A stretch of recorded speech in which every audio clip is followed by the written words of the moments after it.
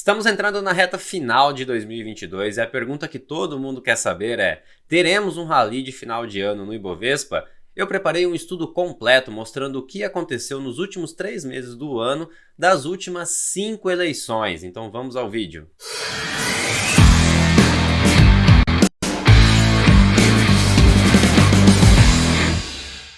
A todos aqueles que estão chegando agora aqui no canal, meu nome é Adriano Bondesan, analista CNPI aqui da Rock Trade, e no vídeo de hoje eu quero mostrar para vocês se estamos criando esse momentum para entrar de fato em um rally do final do ano no Ibovespa. Antes, eu quero convidar você que está chegando agora aqui no canal a se inscrever, deixar o seu comentário, deixa o seu like também para ajudar nós a compartilhar esse Palavra do Investidor, que semanalmente a gente entra aqui trazendo para vocês o que de fato impacta os seus investimentos, já tirando aquele ruído de mercado. Então, se você está gostando do Palavra do Investidor no atual formato, compartilha ele com os seus amigos, tá bom? Então, no vídeo de hoje eu preparei um conteúdo específico sobre os últimos 3 meses do ano, né? Muito se fala sobre esse tal rally de final de ano, se a gente está ou não prestes a entrar nesse momento, né? A gente vê que o Ibovespa hoje, na segunda-feira, está subindo bem, subindo mais de 1,5%, enquanto na semana passada tivemos uma semana de correção mais forte no índice, puxado pelas bolsas americanas. Mas antes de eu mostrar esse estudo para vocês, eu quero mostrar como foi o Ibovespa e também as bolsas mundiais na semana passada, que foi uma semana de maior aversão ao risco em relação a indicadores dos Estados Unidos. Então, começando aqui, mostrar para vocês a Nasdaq e o S&P 500 num gráfico semanal. Então, a gente vê, né, que a Nasdaq e o S&P vem em uma queda bem forte desde o final do ano passado, quando eles bateram ali o topo históricos em mais de 4.800 pontos, no caso do S&P 500, e de lá para cá ele engatou uma tendência de baixa, né? Chegando aqui na semana passada a 3.500 pontos. Então foi um fundo feito, né? E nesse gráfico semanal você pode ver com uma certa clareza como que ele chegou num ponto muito importante, onde já foi suporte aqui em meados de 2021, né? Então tivemos aqui essa resistência, esse suporte que virou agora um suporte, né? E também temos a nossa média de 200 períodos semanais. Então na média semanal ele sentou em cima da média e agora pode engatar aqui uma recuperação, que seja ainda um pullback para uma nova queda, né? Não sabemos o que vai acontecer nos Estados Unidos, porque lá depende muito ainda de alguns fatores macroeconômicos que estão impactando demais na Bolsa de Valores. E na semana passada, um dos principais indicadores que saiu foi o CPI. Então, o CPI dos Estados Unidos basicamente mostra o nível de inflação que os Estados Unidos vem sofrendo e veio acima das expectativas. Apesar da inflação como um todo ter caído um pouquinho, o core, que é o que a gente chama que é o núcleo da inflação, ela subiu. Então, se a gente vê aqui pelo CPI, estava em 6,3, foi para 6,7. Então, a gente vê ainda que o core da inflação, que é o núcleo, ou seja, excluído aqueles itens mais voláteis como combustíveis e alimentos, você vê que a inflação ainda está disseminada no mercado americano, e isso vem impactando as bolsas de uma maneira muito forte, porque a gente sabe que se a inflação está alta e não está arrefecendo e está persistente, o Banco Central americano ele será obrigado a aumentar os juros de uma maneira mais forte. E é isso que a gente vem vendo, né? Eu venho trazendo aqui todas as segundas-feiras com vocês as perspectivas para os aumentos das taxas de juros nos Estados Unidos. Então a gente vê que em novembro, né, que é a próxima reunião do Banco Central americano, a gente tem uma chance de 99% de um aumento de 0,75 bases. Então imagina você, nós estamos vendo, né, estamos presenciando a história acontecer, Estados Unidos com uma taxa de juros de 4%, isso é muito forte olhando de maneira histórica, né? Então realmente os Estados Unidos vem passando por um momento muito desafiador, porque isso daqui não somente na próxima reunião de novembro, mas se você olhar na reunião de dezembro, nós já temos 67% de chances de um novo aumento de mais 0,75. Então os Estados Unidos ele pode encerrar o ano de 2022 com uma inflação de quase 5%. Se vocês olharem no histórico dessa previsão aqui, né, dessas apostas feitas pelos investidores no mercado americano, no início do ano, essa aposta era de 0,5%. Então imagina você, 0,5% no início do ano. Os investidores estavam acreditando que a taxa de juros americana terminaria o ano de 2022 em 0,5%. E a gente está vendo a taxa chegar a quase 5%. Então, essa revisão para cima dos juros americanos vem fazendo realmente com que a bolsa caia e sofra muito. E o pior de tudo isso nem é o fato dessas taxas de juros estarem tão altas, mas por quanto tempo elas terão que permanecer altas para que os juros, né, e para que a inflação ela ceda, né? Então essa é a maior preocupação dos investidores, porque uma taxa de juros alta ela impacta ali no curto prazo, só que o problema é se ela ficar por muito tempo nos patamares altos, isso vai fazendo com que o crédito para as empresas fique cada vez mais difícil de ser contratado, e com menos crédito no mercado você vai ter menos crescimento, com menos crescimento você vai ter menos geração de emprego, menos faturamento, menos lucro, por conseguinte, uma recessão, né? Então a gente está presenciando realmente os Estados Unidos passar por esse momento mais desafiador na sua principal economia, por esse fato da inflação não estar cedendo lá nos Estados Unidos. Então a gente viu a bolsa, se você olhar a NASA, que já caiu mais de 30% no ano, a S&P 500 caindo 25% no ano, né? Mas eu quero trazer um pouco para o cenário Brasil, né? Que é o que a gente vai falar no vídeo de hoje, falando um pouco da semana passada, que saiu também um dado muito importante, que foi o IPCA, né? Então o IPCA mede a inflação brasileira, né? E ela veio novamente com queda. Então, nossa inflação está abaixo da inflação americana. Isso há muito tempo a gente não via. Sinceramente, eu nunca vi isso acontecer, né? Se você olhar aqui, a nossa inflação em 7,17 nos últimos 12 meses, enquanto a inflação americana está em 8,20. Então, o Brasil, por ter começado realmente o aperto monetário em início de 2021, ali, quando estava em 2%, ele começou uma alta bem forte, chegando nesses patamares de 13,75, né? Então a gente já antecipou muito desse ciclo de aperto monetário e hoje a gente já está vendo a inflação começar a ceder. É claro que dentro dessa inflação a gente tem aqueles benefícios que foram feitos pelo governo, então isso acaba maquiando um pouco a inflação, porque se esses benefícios saírem agora no início do ano, provavelmente a gente vai ver um combustível mais caro novamente, e isso vai impactar na inflação. Isso pode fazer com que novamente a gente volte a subir. Porém, o petróleo Brent, né, que é referência para a Petrobras, ele vem caindo nos últimos meses, então a gente vê uma diminuição da pressão dos preços das commodities, principalmente do combustível, na nossa inflação também, e isso a nível global acaba impactando um pouco da inflação no mundo inteiro, porque o petróleo é usado para tudo que a gente vai produzir hoje, né? Mas é muito legal você ver que o Brasil, nesse momento, em relação a seus pares, está passando por um processo muito mais tranquilo, né, comparado à Europa, comparado aos seus pares da América Latina e comparado também a países desenvolvidos como os Estados Unidos. Um outro dado que saiu também nessa semana já, né, trazendo aqui para vocês essa comparação entre o IPCA, né, que é a inflação, e a expectativa disso para os próximos meses. Então, aqui nesse detalhamento você tem o IPCA em azul, que chega aqui em 7,17, como eu mostrei no gráfico anterior, porém, a partir daqui a gente tem a questão da expectativa do mercado em relação à inflação para os próximos meses. Então, a gente vê a inflação cedendo aqui até o meados ali de março, abril do ano que vem. Porém, depois, com o impacto desse corte, né, nos benefícios de combustíveis e também por outros fatores, a gente pode ver a inflação voltando a subir novamente. Então, a gente pode ver aqui uma inflação em torno da meta do Banco Central, que é 3%, igual está aqui, né, a nossa inflação ficando ali em torno de 3,7%, 4% no final de 2024. Então a gente tem um longo caminho para ser percorrido e, é claro, esses fatores eles estão sendo analisados baseados nas informações que a gente tem hoje, né? Não dá para falar que amanhã podemos ter um aumento na escalada geopolítica que está acontecendo entre Rússia e Ucrânia. Isso pode impactar novamente commodities como combustível, né, como petróleo e minério de ferro, e isso pode ser alterado a qualquer momento. Então a gente está analisando baseado nos dados que a gente tem disponível hoje. Então, olhando hoje, nossa inflação está arrefecendo, nossos juros continuam alto, e isso foi refletido num dado que saiu, já trazendo algumas coisas para essa semana, nos dados que saíram do IBCBR, que é uma prévia do PIB. Então você pode ver que o Brasil começou um processo de arrefecimento mesmo, de queda no crescimento, devido ao impacto dessa taxa de juros tão alta que a gente está passando. Então, o IBCBR de agosto ele veio com uma queda de 1,13% em relação ao mês anterior, e a gente vê ali um crescimento, uma prévia de um crescimento do PIB, por enquanto em 2,08%.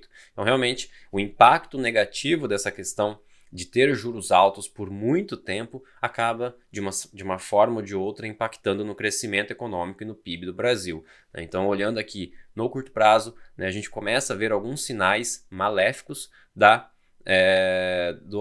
dessa taxa de juros tão alta que o Brasil vem tendo, né? Mas eu quero mostrar para vocês também um pouco do lado positivo, né? Então eu quero trazer para vocês o que aconteceu nas últimas 5 eleições que impactaram os últimos 3 meses da Bolsa de Valores. E isso é muito interessante, que você vai ver que a política ela impacta sim no curto prazo, mas o que mais impacta a Bolsa de Valores e os investidores é a incerteza do que a notícia negativa, vamos dizer assim. Então, vamos supor que está em candidato A, candidato B, aqui eu não estou julgando o mérito de qual deve ser o novo presidente aqui do Brasil, mas independente de quem seja, a Bolsa tende a andar depois que é decidido quem é o presidente. Por quê? Porque a gente tira de lado o fator incerteza.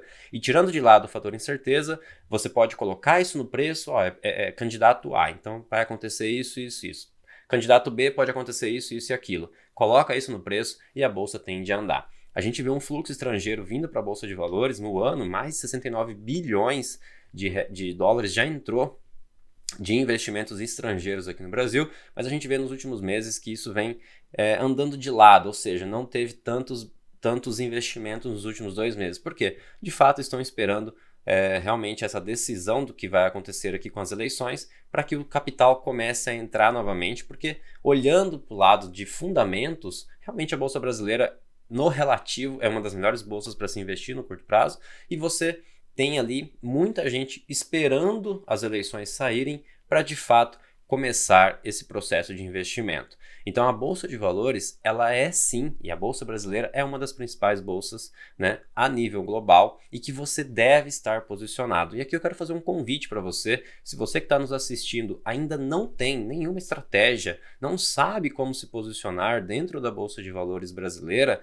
nós estamos criando uma versão 2.0 de uma das nossas melhores carteiras até o momento. Nós temos a Rocket 5 na versão 1.0, que deu resultados incríveis nos últimos 4 anos, eu vou mostrar aqui para vocês, e esses resultados foram realmente impactantes no que diz respeito à evolução do capital.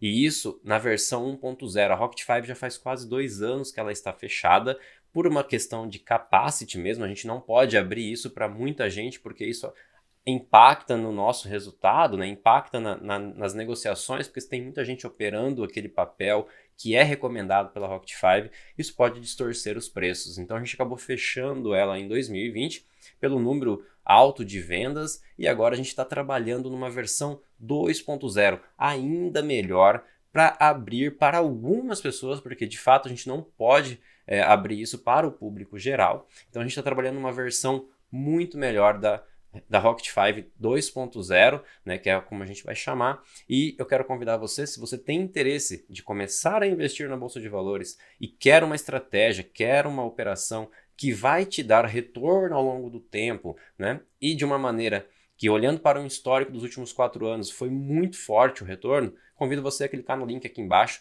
que vai ter um grupo de espera, né? Você vai se cadastrar e você vai ser um dos primeiros a receber as informações da versão 2.0 da Rocket 5. E aqui eu quero mostrar para vocês como que foi o impacto, né, como eu disse para vocês, nos últimos 4 anos da Rocket 5 na versão 2.0. Se vocês olharem aqui, 2018 a gente fez mais de 80% contra 15% do Ibovespa. 2019, mais de 70% contra 31% do Ibovespa. 2020 foi o único ano onde a Rocket 5 apesar de ter sido um dos piores anos para todas as bolsas, né? Se você olhar, grandes fundos de investimento sofreram muito nesse ano, os principais cérebros do mundo e do Brasil, né, como os principais gestores de fundos, perderam muito dinheiro no ano 2020, enquanto a bolsa acabou subindo 2,92%, nossa carteira acabou perdendo um pouquinho, mas se você olhar em 2021 também, onde grandes fundos perderam mais de 20%, Ibovespa perdeu quase 12%, a gente praticamente ficou no 0 a 0, e 2022, fechamento até setembro, nós estamos ganhando praticamente o dobro do Ibovespa nesse mesmo período. Então realmente a Rocket 5 vem entregando aos poucos assinantes que a gente tem ali, naquele grupo restrito, uma rentabilidade muito forte. Se você quiser fazer realmente parte desse grupo seleto de pessoas que tem a carteira Rocket 5 dentro do seu portfólio, clica no link ali embaixo, tá bom? E vamos falar agora sobre um pouquinho da rentabilidade das nossas estratégias. Vou mostrar aqui só para atualizar vocês, e aí a gente vai para o estudo que eu falei sobre os últimos rallies de fim de ano. Mostrando aqui então para vocês como que está no mês a carteira, né? O Ibovespa está com 3,78 de alta, então realmente ele teve uma queda forte na semana passada, mas está se recuperando bem hoje, né? As nossas carteiras estão ali levemente no negativo ou no 0 a 0, Smart Dividendos que acaba segurando bem, ela é mais defensiva nesse cenário, ela oscila menos que o índice Ibovespa, né? No ano, como eu disse para vocês, Ibovespa já sobe mais de 9%, Nasdaq caindo 31%, a S&P caindo 23%, se você pegar Bitcoin caindo 58% no ano. Então realmente a Bolsa Brasileira vem se destacando desse cenário. E agora eu quero mostrar para vocês esse estudo que eu fiz dos anos eleitorais e o que aconteceu no Ibovespa nos 3 meses seguintes à eleição. Primeiramente você vai ver também o que aconteceu no mês de setembro ali e nos 3 meses seguintes. Então começando pela eleição lá de 2002, onde o Lula foi eleito, né? A gente coloquei aqui como Lula 1, que foi o seu primeiro mandato. Então, se você olhar o mês de outubro, novembro e dezembro, que foram os meses que sucederam ao resultado da eleição no ano de 2002, a gente viu ali a bolsa subindo 17%, 3% e 7%. Então, realmente, é aquilo que eu falei. Quando você tira de lado a incerteza, o mercado já precifica isso e começa a trabalhar com outros cenários. Na eleição do Lula 2, também tivemos uma alta bem forte da Bolsa de Valores, então mais de 7% no mês de outubro, 6% e 6%, respectivamente, em novembro e dezembro. Novamente, quando você tira a incerteza, se você olhar aqui, ó, o mercado estava praticamente de lado, andando, né, esperando sair esse resultado das eleições, né? 2010, que a gente teve a eleição do Dilma 1, né, que foi o primeiro mandato do governo da Dilma, a bolsa vinha subindo, ficou de lado ali em outubro, novembro e dezembro, ela andou 1,80%, caiu 4,20% em novembro e subiu 2,36% em dezembro. Então aqui foi relativamente no 0 a 0, vamos dizer assim, o Dilma 1, né? Já em 2014, com a eleição do Dilma 2, já tivemos queda. Então tivemos queda em setembro, uma queda forte em 2014, né? Depois tivemos 2 meses ali no 0 a 0 e o mês de dezembro uma queda forte de quase 9%. Passando para 2018, com o governo Bolsonaro, o mês de agosto, setembro, como eu disse para vocês, sempre de lado, esperando as eleições acontecerem. Quando saiu a eleição, tivemos uma alta de 10% no mês de outubro, 2% no mês de dezembro e uma queda ali de 1,80% no mês de dezembro. Depois de janeiro, fevereiro, a bolsa começou a subir novamente, pegando ali os topos históricos. E nesse ano, que é a dúvida, vamos saber, né? Logo vamos saber quem é o novo presidente. Porém, em setembro tivemos ali a bolsa andando de lado, outubro também uma leve alta aqui com 2,30, 2,10. Eu atualizei agora de manhã, né? Mas outubro está subindo mais de 3% devido à alta de hoje no mercado, né?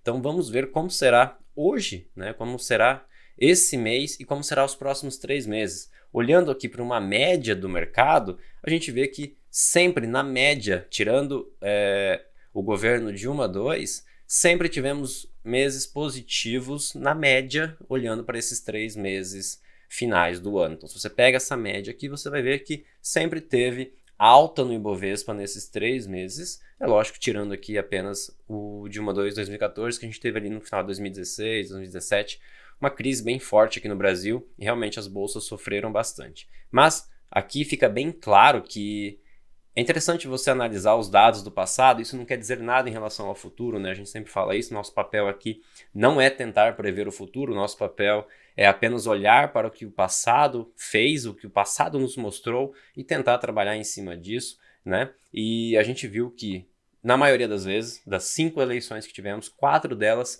os últimos 3 meses do ano fecharam no positivo. Então, isso é um indicador que poderemos ter um rally no fim do ano. Mas antes eu quero mostrar também, né, e já partindo para a parte final aqui, mostrar como que está o gráfico nesse momento. Então, se a gente está falando de um rally do final do ano, como que o gráfico está se comportando nesse cenário, né? Então, se você olhar aqui, o Ibovespa ele veio da queda no ano de 2022. 2022 foi resumidamente uma alta de 20%, uma queda de 20% e agora uma alta de quase 20% novamente, e ele está corrigindo, né? Então, se você traçar uma linha de Fibonacci aqui, uma projeção, é normal, eu já tracei isso inclusive no Palavra do Investidor da semana passada, ele bateu numa linha aqui de Fibonacci, né, que é 161% de Fibonacci, ou seja, é normal ele fazer uma correção para voltar a uma tendência de alta, né? Então, se você olhar aqui, depois de uma grande pernada de alta no mês 7 e no mês 8, ele lateralizou praticamente o mês 9 inteiro,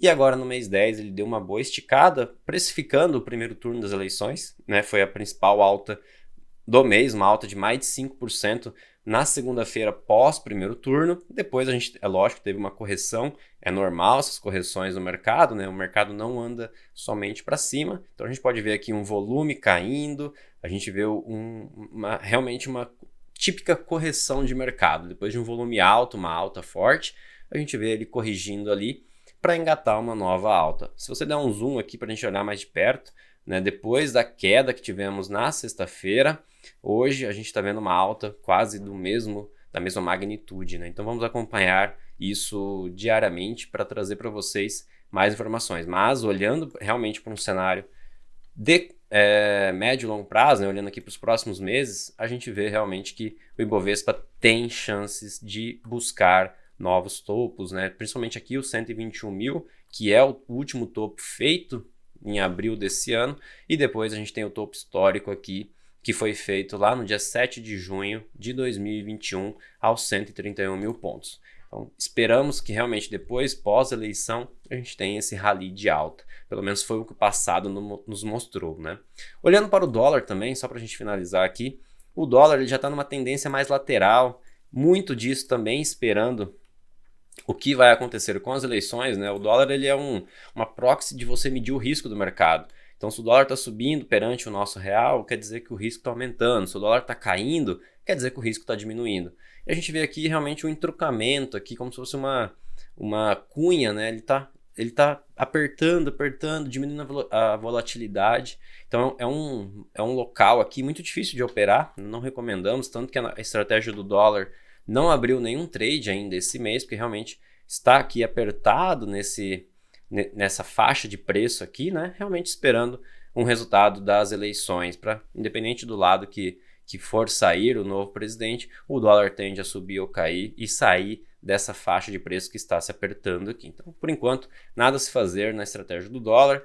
Para quem é assinante nosso, a gente está posicionado no IND, em uma das nossas carteiras, foi recomendado, né, para uma operação no IND, estamos dentro da operação ainda, então vamos ver como que será o resultado da estratégia do IND nos próximos dias. Pessoal, passei aqui para vocês um overview de tudo que pode acontecer, se teremos realmente esse rally de fim de ano. Eu particularmente acredito que teremos sim esse rally de final de ano pós-eleições, então é um momento ideal para você se programar e principalmente se você realmente quer entender um pouco mais de bolsa de valores e quer ter uma operação, uma estratégia que é baseada realmente em algoritmos, em poder computacional, em estratégia, né, em backtesting, que é o que a gente fez aqui ao longo dos últimos anos dentro da bolsa de valores. De novo, clica no link aqui embaixo que você vai ser direcionado e vai ser os primeiros a receber essa estratégia na versão 2.0 que está prestes a sair do forno, e como é poucas vagas, eu convido você a ficar de olho e não perder os seus e-mails, tá bom? Então desejo uma ótima semana de negociações.